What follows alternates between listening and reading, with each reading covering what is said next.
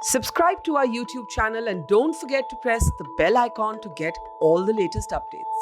Right now we are standing here near Kokilaben Hospital. We have Samriddhi Saxena, famously known as RJ Sam, with us. Sam's father suffers from a rare disease. He is not COVID positive, but he has been in this condition since last 9 months, and Sam over here was trying hard to get oxygen supply for her father. He's on continuous oxygen support, and any change, any shortage of oxygen can lead to bad results for him. Right now we are speaking to Sam, and let's hear it out from her, the ordeal of the day. Sam, can you please explain what condition your father is in and what problem you faced to acquire oxygen today? Hi, so it was in the afternoon when my dad had gotten discharged from this very hospital, and for the past 9 months, 9 out of these 10 months I think I've spent at Kokilaben because he suffers from this rare disorder called as PSP, which is progressive supranuclear palsy. It's a neurodegenerative disease. So right now, like, his bone marrow is also shut, and almost. So he requires oxygen support almost constantly.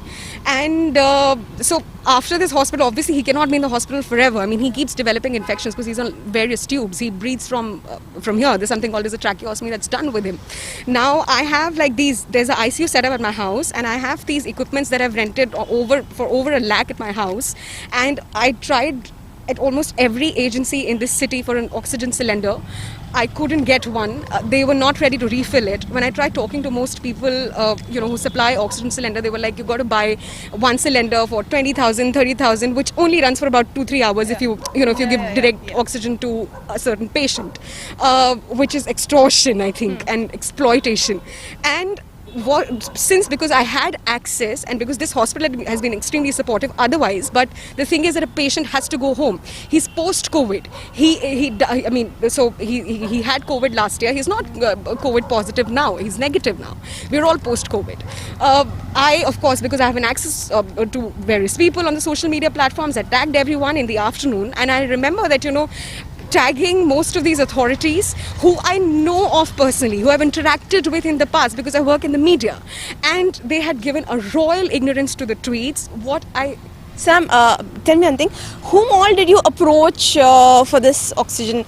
The hospitals? Which all hospitals, or how many hospitals? So I didn't approach a hospital because a hospital doesn't really give you an oxygen cylinder for your house. There are these agencies that work. So there's one agency called as Jupiter Equipment. There are other agencies, and I've actually rented my equipments from the same agency and from the other agencies. Various people who tweeted me and asked me to call up these people.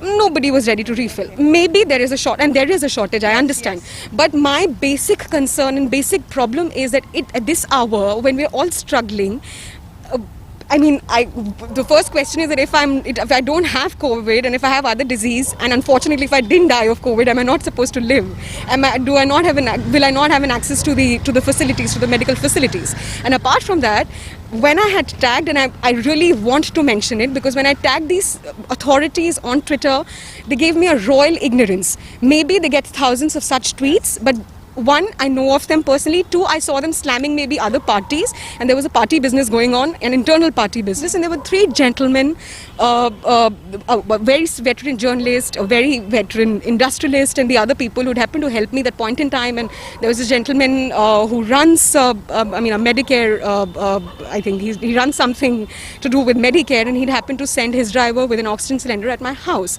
Now, once this oxygen cylinder finishes, I do not know what's going to happen because I do not have another oxygen cylinder. There's nobody who's going to refill it. And the only problem is that at this hour, if there was any authority who could have just at least assured that we're looking into it, maybe not false promises, could have been really better. And I'm really appalled to say, but clearly not every life is important in this country. Sam, how many oxygen cylinders right now you have for your father? I just have one that this gentleman had sent me in the afternoon. And how much time does it takes to, So So it just, finish. for instance, if he's on like 8 liters or 10 liters, let's say, then I think it just finishes in about 3 hours or 4 hours, because it's not a very big cylinder. It's So now you're saying the cylinder, it'll get over by 3 hours or 4 hours. depends on how much oxygen he would need, but in case he would need like 8 liters of oxygen, then this will definitely get finished in the next 4 hours. Okay. And after that, you have any idea, any plan how are you going to get more cylinders or anything? Maybe I'm just going to tweet again, and maybe somebody's going to help me somewhere, because obviously clearly the authorities and everybody is not ready to help. Have you tried the government centers, the BMC I centers? had tagged everybody on my tweet. I had spoken to everybody in my personal capacity, because like I said, not that I got a reply. I get my replies otherwise. Yeah. Of course, when things have to be covered on my channel or otherwise. But I certainly didn't get a reply on this.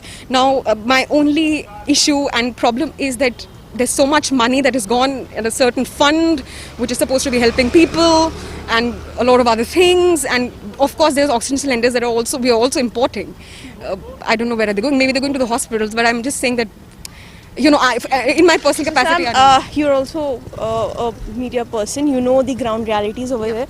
So obviously, when you, a person such connected as you, cannot get access to these cylinders, so the situation is really bad. I mean, the workloads, the other people, COVID people who are dying due to lack of oxygen, their families, they must be really worse, right? the only thing that I want to say is that, you know, this is exactly why I actually come in and I got ready to do it, is because if I have an access, if there are people, I have a social media access, there are people who I know, and there's somebody who's happened to arrange it for me.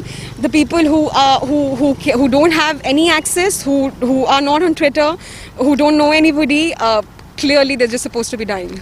So will you be shifting your father back to the hospital? Don't you think it's more safe like that? Well, I think so, like I said, because, you know, just this morning I'd gotten him discharged, and like I said, for the past 9 months out of these 10 months he's been here, and I must say that, and I'm not saying it because of any other thing or there's anything, but yeah, the hospital has been extremely supportive, or the doctors. But the thing is that without the equipments, even at home, and if I get him here, maybe, and if his saturation drops, what will they be able to do? I mean, you can't come to a hospital with a dead person, right? They won't be able to do anything. So clearly, if I do not get enough oxygen support, and my dad needs it, then I have to be in the hospital. Now, one more thing is attached to it. Maybe I have that much finances to take care of him. Maybe it's going to end someday. And for the people who don't have, like I said, they're supposed to die. So that was RJ Sam. There is a very important question which Sam asked. That I am not COVID positive. My father is not COVID positive. But being a COVID negative, does it mean that she does not have access to the basic life-saving facilities? Which, I mean, no one should go through the phase which Sam has gone. But this one incident really shows the crumbling medical infrastructure of this state. With Shivadena, this is Nazia Sayed for Mojo Story, Mumbai. It's great to see you here. Thank you for watching our work. If you haven't subscribed yet, don't forget to click the bell icon and subscribe to Mojo Story and support independent, robust journalism.